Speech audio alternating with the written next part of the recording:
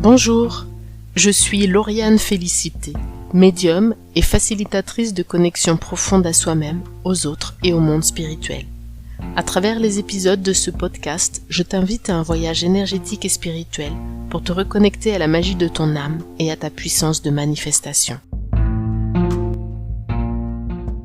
Bonjour. Dans le domaine spirituel et ésotérique, on entend très souvent parler des anges, des maîtres ascensionnés, des guides, des défunts, de l'âme. Ce sont des termes qui parfois sont, à mon sens, un peu mal compris. Comme ce sont des notions que nous allons être amenés à discuter tout au long de ces podcasts, je trouvais que ça pouvait être intéressant que le premier podcast soit dédié à poser un peu le cadre sur la manière dont moi je perçois le règne spirituel. Je n'impose rien à personne, je vous transmets simplement ma perception des choses. Il faut bien vous dire que ce soit les maîtres ascensionnés, les guides, les défunts, tout est au même endroit. Il ne s'agit pas d'aller ailleurs pour communiquer avec ces différentes énergies. Tout est là. C'est simplement une question de fréquence vibratoire qui va être différente. Et nous, en tant qu'êtres humains, eh bien, on vibre plus lentement que les défunts, par exemple, ou que les guides. Notre énergie est plus basse, plus lente, plus matérielle.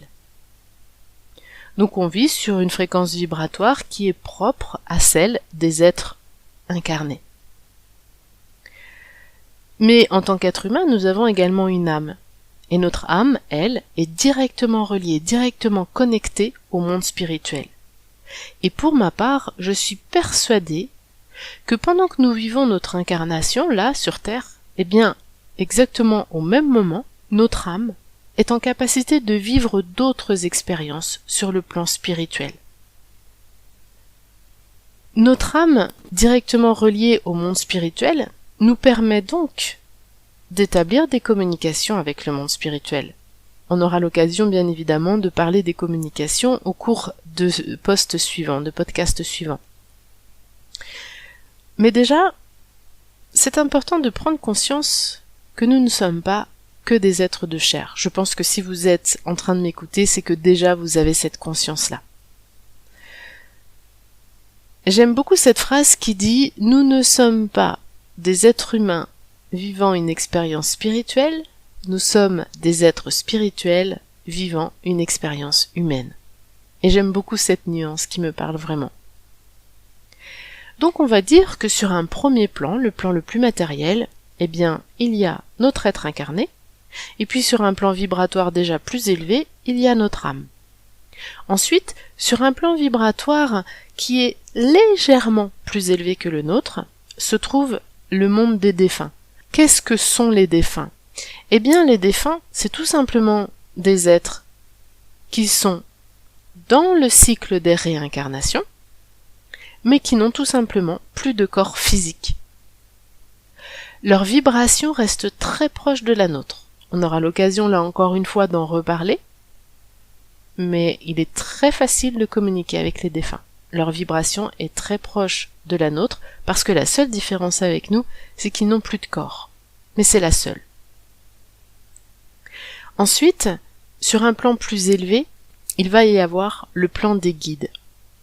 Qu'est-ce que sont les guides? Les guides, eh bien, c'est tout simplement des personnes qui ont vécu un certain nombre de réincarnations, qui ont reçu au cours de leurs incarnations des enseignements, qui ont appris, qui ont eu des prises de conscience, et qui ont suffisamment évolué pour sortir du cercle des réincarnations.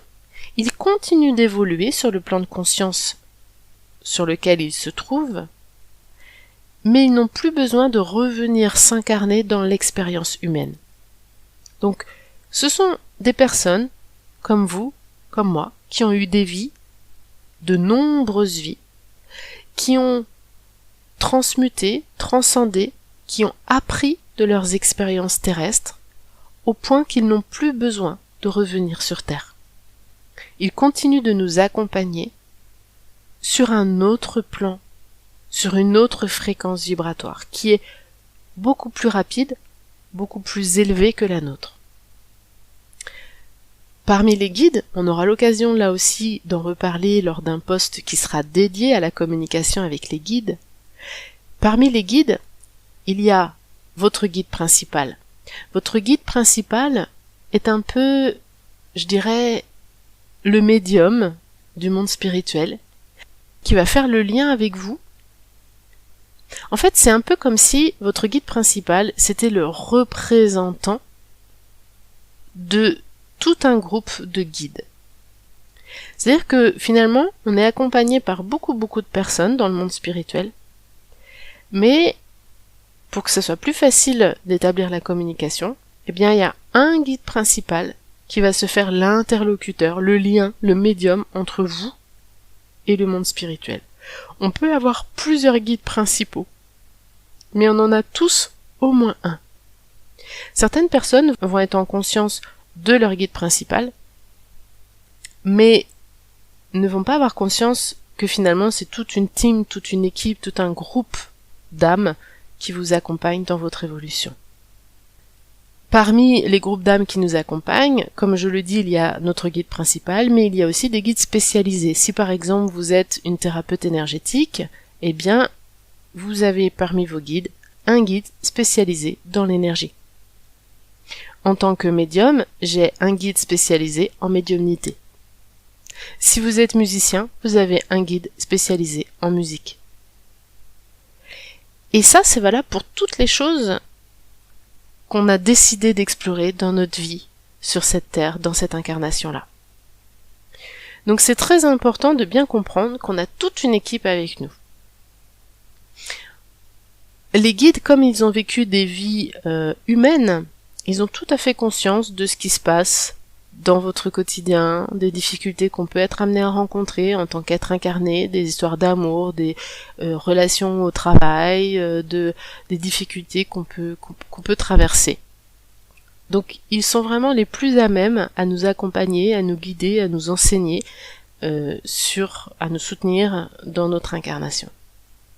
Ensuite, il y a les maîtres ascensionnés. Les maîtres ascensionnés, ce sont des êtres qui ont également vécu des vies sur Terre, mais qui ont comme mission d'accompagner des groupes d'âmes. Autant les guides spirituels, les guides principaux, vont accompagner quelques âmes, autant les maîtres ascensionnés vont accompagner des groupes d'âmes. Quand on parle de maîtres ascensionnés, on parle de Jésus, on parle de Bouddha et bien d'autres encore. C'est vrai qu'on peut tout à fait communiquer avec les maîtres ascensionnés, mais ils vont avoir un regard plus global, ils vont plus nous renseigner sur des questions liées à l'humanité entière, ou à un groupe, à une société, ou à un pays, dans une culture. Ensuite, il y a tout ce qui est de l'ordre de la hiérarchie angélique, les archanges, les anges, notre ange gardien, les séraphins, etc. Toute la hiérarchie angélique n'a jamais été incarnée sur Terre, n'a jamais eu de corps de chair. Ils sont spécialisés sur le monde spirituel. On peut également communiquer avec eux. Ils vont avoir des informations, un accompagnement qui va être vraiment d'ordre plus spirituel. Ils sont peut-être moins adaptés pour tout ce qui est de l'ordre un peu, je dirais, du quotidien de votre humanité. Plus on monte dans ce règne spirituel, bien évidemment, plus les énergies sont hautes, plus les fréquences vibratoires sont rapides et légères. Et donc plus on est dans des fréquences vibratoires rapides et légères, plus on est dans l'impalpable, plus c'est difficile de les percevoir.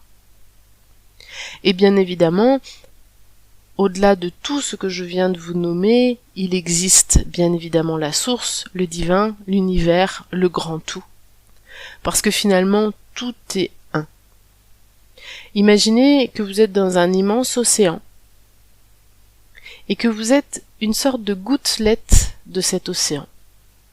Et que un guide va être une autre gouttelette de cet océan, un ange une autre gouttelette de cet océan, un défunt une autre gouttelette de cet océan. On est d'accord que il n'y a qu'un océan. Et on est tous reliés parce que tout simplement on fait partie de cet océan. Nous sommes l'océan. Et c'est pour ça qu'en fait on peut recevoir les informations parce que tout est là, dans cet océan, tout est connecté. Donc on peut avoir des informations que la logique, bien évidemment, ne peut pas comprendre. Mais de comprendre qu'on est tous dans ce même océan et qu'on est tous reliés énergétiquement par ce grand bain d'énergie, cet océan énergétique, ça nous aide à comprendre la manière dont on peut communiquer avec les défunts, avec les guides, les maîtres ascensionnés, ou tout simplement recevoir des informations provenant de l'âme d'une autre personne, ou même d'un animal. Également pour vous aider à comprendre et également pour poser le cadre, j'avais envie de vous parler du voyage de l'âme. Je vous en ai un petit peu parlé tout à l'heure quand je vous ai parlé de réincarnation. Il est très important de savoir que nous décidons nous-mêmes, aussi fou que ça puisse paraître, de nous incarner, et nous décidons des épreuves que nous allons devoir traverser. En effet, en fonction de nos vies antérieures, des expériences que nous avons réussies ou ratées, eh bien, comme notre but est d'évoluer, on va décider, dans cette vie-là, je vais vivre telle épreuve, je vais faire telle expérience, ce qui va me donner telle compréhension si j'arrive à surmonter et à tirer l'enseignement de cette expérience ou de cette épreuve. On choisit la famille dans laquelle on va se réincarner. On choisit les épreuves majeures. C'est un petit peu... Alors il faut bien vous dire que tout n'est pas écrit, en tout cas dans ma compréhension des choses, tout n'est pas écrit, mais c'est un petit peu comme si vous étiez au ski et il y a des portes, vous savez, dans les épreuves de ski, il y a des portes entre deux drapeaux par lesquelles vous êtes obligé de passer. Et entre les portes, vous êtes un peu plus libre. Et bien là, c'est un petit peu pareil. C'est-à-dire qu'il y a des portes, des épreuves, des expériences par lesquelles on est obligé de passer. Et en fonction, bien évidemment, de la manière dont on va vivre ces expériences, de la manière dont on va les appréhender, ça va déterminer la suite, évidemment, de ce qui va nous arriver. Mais je trouve intéressant de bien prendre la conscience, donc de bien prendre la responsabilité de nos choix, en tant qu'âme, bien évidemment. Et ces choix d'incarnation, on les fait en étant déjà accompagnés et guidés par nos guides spirituels. Ils sont avec nous avant même notre incarnation sur Terre. Ils connaissent les plans que nous avons faits. Ils ont une vision globale de notre vie et des épreuves que nous avons choisi de traverser. Donc ce sont les meilleurs conseillers pour nous accompagner à traverser nos épreuves. Ils vont parfois nous prévenir, nous avertir d'un danger. Ils vont parfois nous préparer à ce qui va nous arriver, parce qu'ils ont cette conscience. Mais ils vont pas forcément nous dire, nous dévoiler notre futur. Parce que c'est des choses que, s'ils ne nous le dévoilent pas, c'est qu'on doit en faire l'expérience soi-même sans être au courant avant. Il faut bien comprendre que l'âme est en constante évolution, c'est son objectif de grandir. Quand une âme est très jeune, qu'elle a très peu d'incarnation derrière elle, elle a une compréhension plus étroite des mécanismes de l'univers. Elle ne va pas forcément s'intéresser à la spiritualité. Elle va considérer que le plus important c'est la matérialité. Et bien souvent, elle va imaginer qu'après elle, rien d'autre n'existe. Donc elle peut avoir des comportements qui sont parfois répréhensibles, même par la société. Si on se place sur un plan d'âme, si on prend un peu de recul et de distance, même si ce sont des comportements qui peuvent être répréhensibles, même parfois des crimes ou des choses atroces qui sont commises par ces jeunes âmes, il faut vous dire que c'est un petit peu comme un bébé qui ferait l'expérience, bien évidemment un bébé de quelques années, admettons un bébé de 2 ans, n'a pas l'expérience d'une grand-mère ou d'un grand-père de 85 ans. C'est pas pour autant que le grand-père est plus intelligent ou meilleur, c'est simplement qu'il a plus d'expérience, il a une meilleure compréhension de la vie. Eh bien, une jeune âme, c'est un petit peu pareil. C'est comme quand vous dites à un enfant « touche pas le poil, il brûle », bien il y a fort à parier que l'enfant va devoir faire l'expérience pour savoir tout simplement qu'est-ce que ça veut dire ça brûle. Et donc il risque de toucher le poil. Eh bien c'est un petit peu pareil pour une jeune âme. Elle n'a pas tout à fait conscience de ce que peut impliquer ses actes, des conséquences de ses actes. Bien évidemment, plus une âme mûrit, plus une âme a d'expérience, et plus, même si quand on se réincarne, on perd la mémoire en général de nos vies antérieures, il y a comme une mémoire qui est quand même présente dans notre âme. Et donc, on a des connaissances qui sont déjà là. Et c'est pour ça aussi que des personnes, par exemple, comme moi, vont être médiums depuis la naissance. Vont avoir des capacités qui sont déjà déployées depuis la naissance. Parce que tout simplement, ce sont des choses qui ont été travaillées dans des vies antérieures.